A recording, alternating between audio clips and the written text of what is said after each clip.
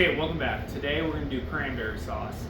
Tis the season, holidays are around and whatnot, and I've had a few people here at the center and friends ask me to do a video on cranberry sauce. If there's something you'd like to see for the next video, drop it underneath and we'll do that one. Why not? I personally am going to make a huge batch right now because I'm making cranberry sauce for 150 people. I don't expect any of you to, so obviously scale this back. Recipe will be underneath along with any instructions and whatnot to go with it. So all we're going to do, if you're just doing a basic one at home, I do 1 pound of cranberries, half a cup of fresh orange juice, and a half a cup of water. Obviously, for 5 cups of orange juice, I'm not going to squeeze 5 cups of orange juice. Ain't nobody got time for that. And sugar. Personally, I find the perfect balance is 3/4 cup. Okay, so all we're going to do is put all of our ingredients in a pot and put it on simmer.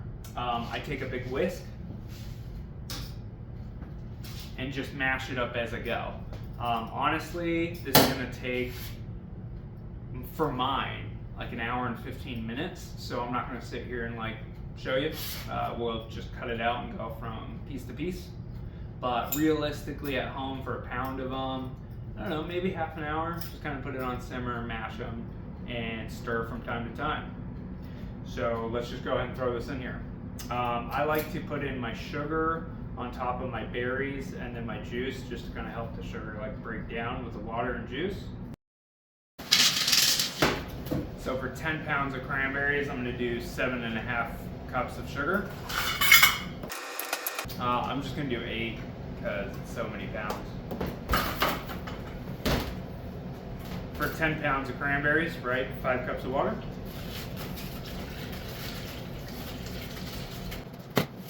And 5 cups of orange juice. Couple tips. My biggest advice would be make more than you think. With this way that we make it, our yield is not going to be as large. I know a lot of people like to stop cooking as soon as they pop, but honestly, I let it go for probably another 20 to 30 minutes after, to where it's really, really nice and thick. I'm not looking for a cranberry sauce that's gonna run along the plate. I want it to mound and to hold.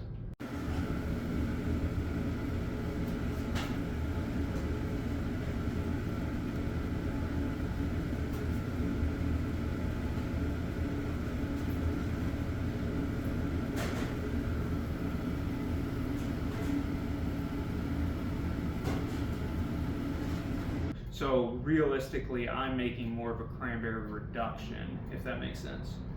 So anyways, that was it. And so I'm gonna put this on the back burner on the back burner over here and let it go for a very long time. And I hope you enjoyed that. We'll check in a little bit. Okay, so we brought our orange juice, water, sugar, and cranberries, and they're simmering now, you can see.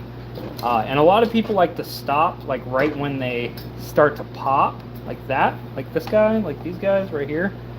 And I think that's a big mistake, because I think the more they cook down and the more they break up and the thicker it gets, the better it is.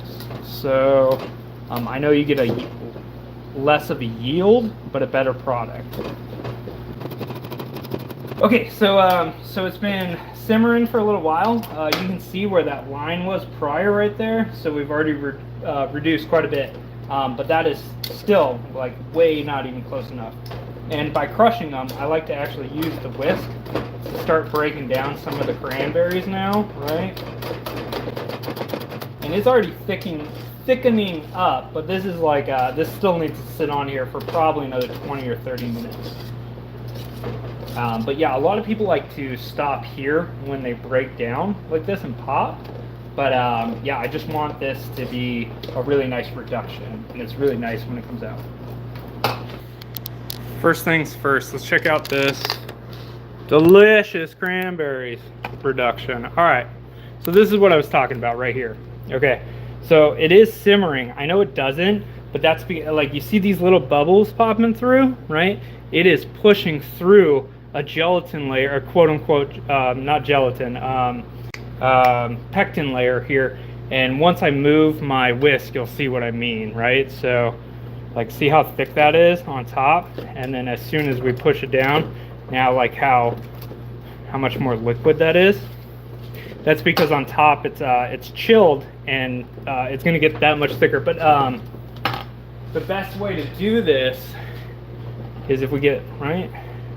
We draw a line, and if it holds, right? See how it's holding a little bit but still falling through? There's a French terminology for this that I probably should know, but I really can never remember the name. It's like, it's almost there. I still think it needs, I gotta say, 10 or 15 minutes. But look how much it's reduced, right? So we started up here, and we've already reduced by, gosh, a third. So, all right, so this has been on here for, and again, I made 10 pounds of it. But this has been on here for a good 2 hours now. In my opinion, this is a really good reduction already.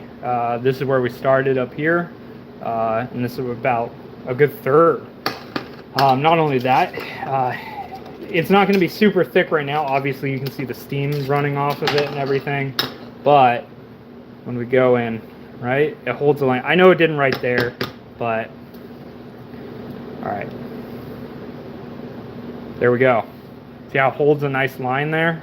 Like, it will still fall through. Obviously gravity is working against us, but the pectin and everything is really like nice and tight here. So so I'm gonna go ahead and just kind of scrape all this off the sides and get this in here. And then as this cools, this is gonna be super thick. All right, here, let's get a little money shot right now, or as the cool kids call it. All right, so, and another good way to tell, right, is when we move it. See how it holds that, like, that shake for a couple more times, right? It's telling me it's super thick. See how it holds that 1 or 2 more shakes. All right.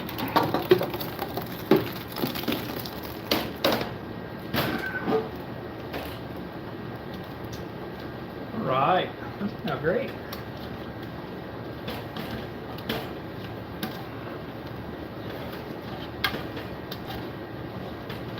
As that cools, that's gonna thicken up really well.